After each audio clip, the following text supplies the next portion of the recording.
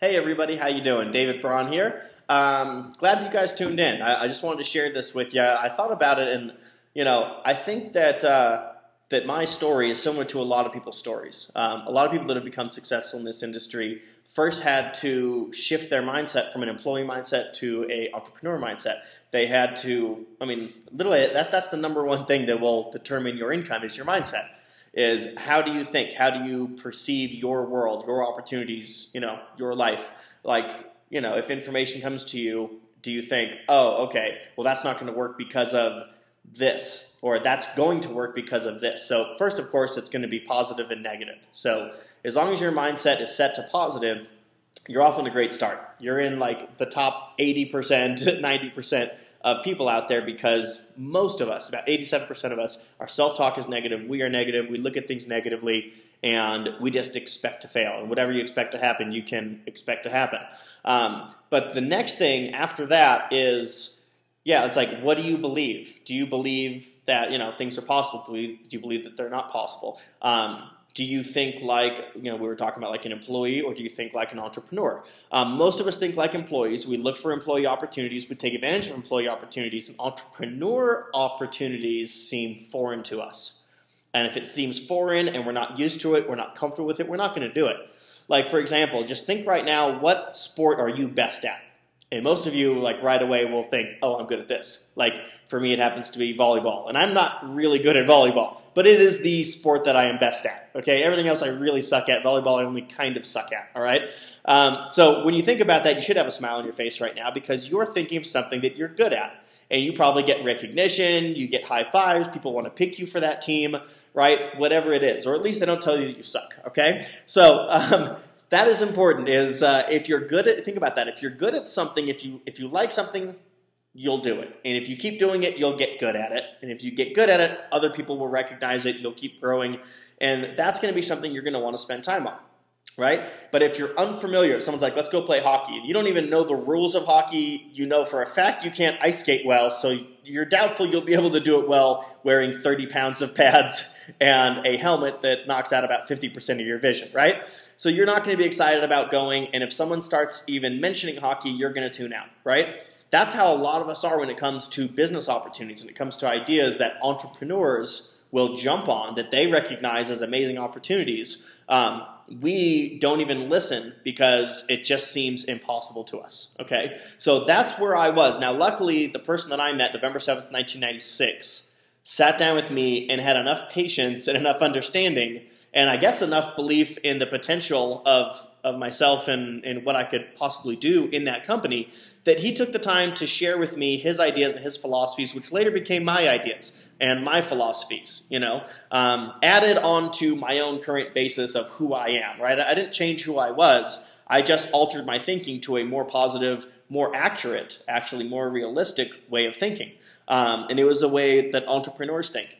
So for example, I'm going to share with you guys a couple of the questions that he asked me that kind of woke me up. All right. Now, initially, some of these questions were kind of painful. Like the reality that I experienced after thinking about these questions and answering honestly, not for him, but for myself, really, it was a little bit painful. And I like at points I was like thinking, this just sucks. Like, why am I even having this conversation? This is like playing hockey. This is not fun. I want to go play volleyball, right? I want to go to something that I'm good at, and I want to have a conversation about something that I am familiar with, not this entrepreneur stuff, because I didn't even believe that it was possible for me to become powerful, influential, even confident as far as a business person, as far as an entrepreneur goes.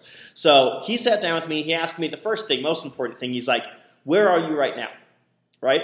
And like most people, I was living a pretty normal life. I was working about, 6 to 8 or 6 to 10 hours a day, whatever. I guess that's most people.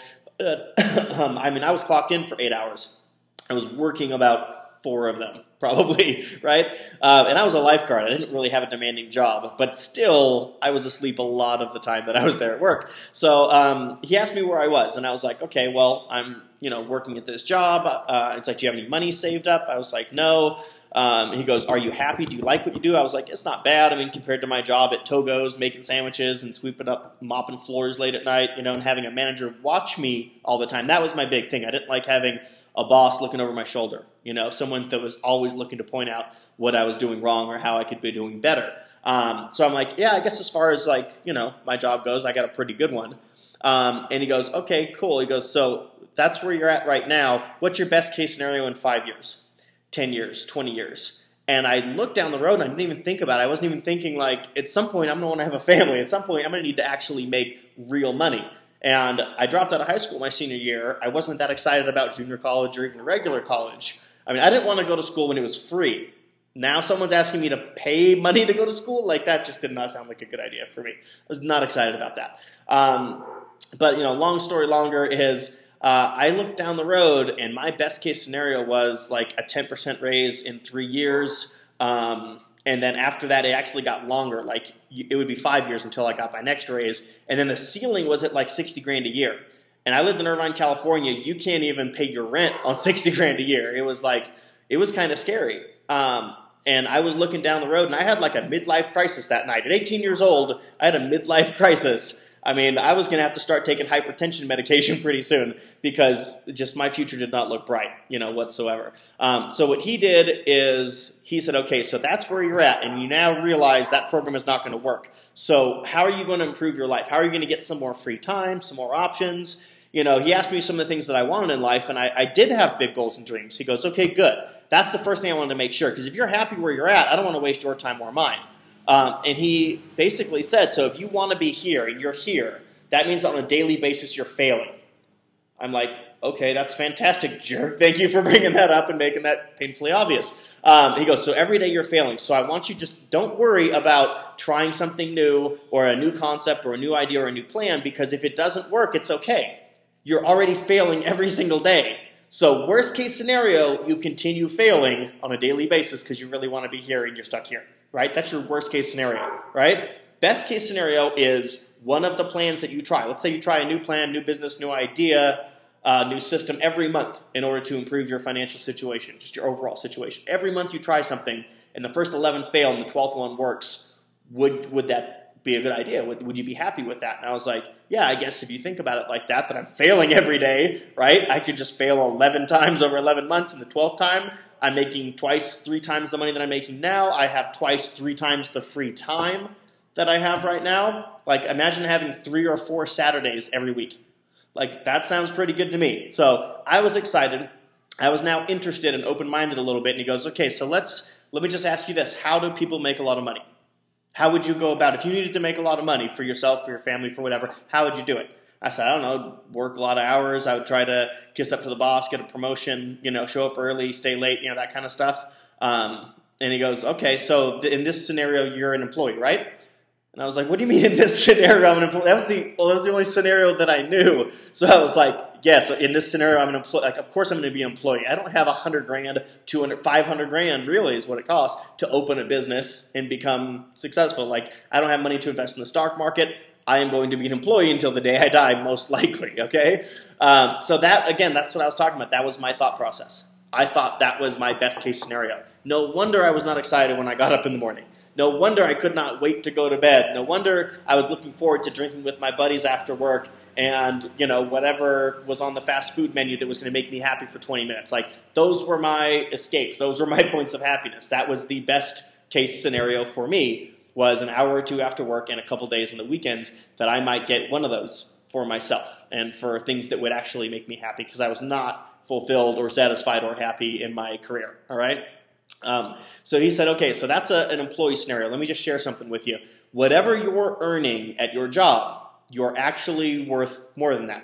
You have to be. It's just logical, because your boss makes profit from you. Your boss isn't there all the time. They check in an hour a day, maybe. Some bosses check in an hour a week, but they check in to make sure that you're okay, that you're not like miserable and you're going to leave, because they need you to keep working so that they can make money from your efforts. For example, if a restaurant costs, whatever, a couple $100,000 to open, the restaurant owner saves up the money, gets a loan, whatever, opens it up. His thought process is, how many employees do I need to run this business? How much money can I make? And what's the least amount I can pay them to do that work? And then the rest of their value that they're not going to demand from me, I get to keep. So if it's like 10 grand for rent, 20 grand for food, that's 30,000. Let's say the restaurant makes 100 grand, a month.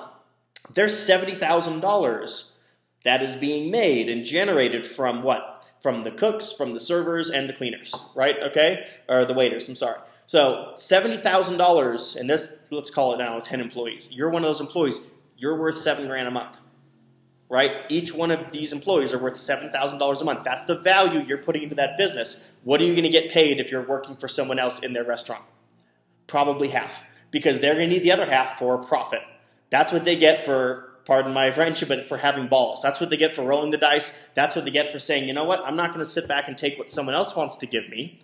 I'm going to be in that position. I'm going to open a business. I am going to take the risk. I'll pay people their guaranteed salary so that they're happy and they're secure, but I am going to cash out big time as soon as I make this business successful. And that's exactly what they do.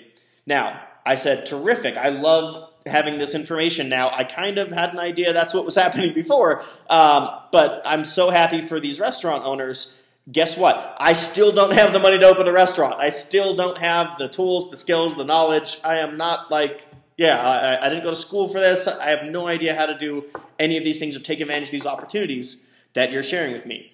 And he said, don't worry, you don't have to. But what you do have to do is just realize that you're worth a lot more than you're getting paid right now. And the only way you're ever going to cash in on that, the only way you're ever going to collect your true value is if you're working for yourself. So how are you going to build a business and get these customers, right, that every single month will pay you whether you're there or not? And then he proceeded to show me social marketing. And when he showed me that over the next 20 minutes, it turned my world completely around. I could not believe that this was possible. And I could not believe that I could afford to do it simply for the cost of the product or the service that they were offering. I mean, for less than the cost of the cell phone in my pocket, I now had a business that was going to potentially retire myself and my family over the next 3 to 5 years.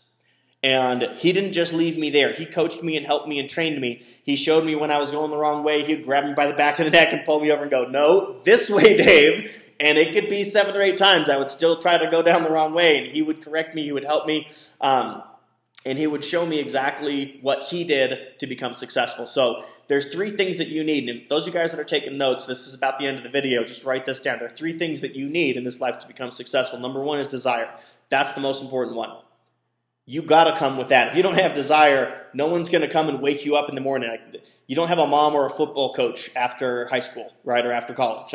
I mean, you do, but they're not there every day to wake you up, to drag you out of bed, to motivate you, to yell at you. You know, you need to be self-motivated. Number 1, you've got to have desire. Number 2 is you've got to have a coach. You've got to have somebody that can show you how to get where you want to be. Ideally, that person has been where you want to go. Right? If somebody takes a trip from here to New York once a week and you're trying to go on a road trip to New York, it's a good idea to sit in the car with that guy and go with him because he does it every week. It's simple for him. It's like eyes closed. The guy, you know, he knows all the best restaurants. He knows how to get there. He knows how to avoid the traffic, what time to drive, what time not to drive, right? So you want to go with someone who has been there before. So if you want to be successful, find someone that's successful. You want to be a great singer, find someone that's a great singer. And just be humble, shut up, listen, take notes, and do whatever it takes to reach your goals. When you find a coach, be grateful you found a coach because that's not easy to do in this world, okay? To find someone who's willing to sit down and take time out of their schedule, out of their life to show you and coach you and bring you along as somebody did for them, okay? Now, luckily, there are a lot of people that were given that gift and they want to pay it forward or they want to pay it back, however you want to put that, okay? The last thing you're going to need a vehicle to get to your destination. Now, hopefully you guys have already found your vehicle. If you haven't found your vehicle, talk to the person that turned you on to this video. Ask them, hey, you showed me this video for a reason. What vehicle do you have to help me get there? I want to be a business owner. I want to make profits rather than wages. How can I do it? How can we do it? And literally, you can turn your social network into a profitable network. You can monetize your Facebook and your phone book simply by finding a product or a service that people want and will order every single month.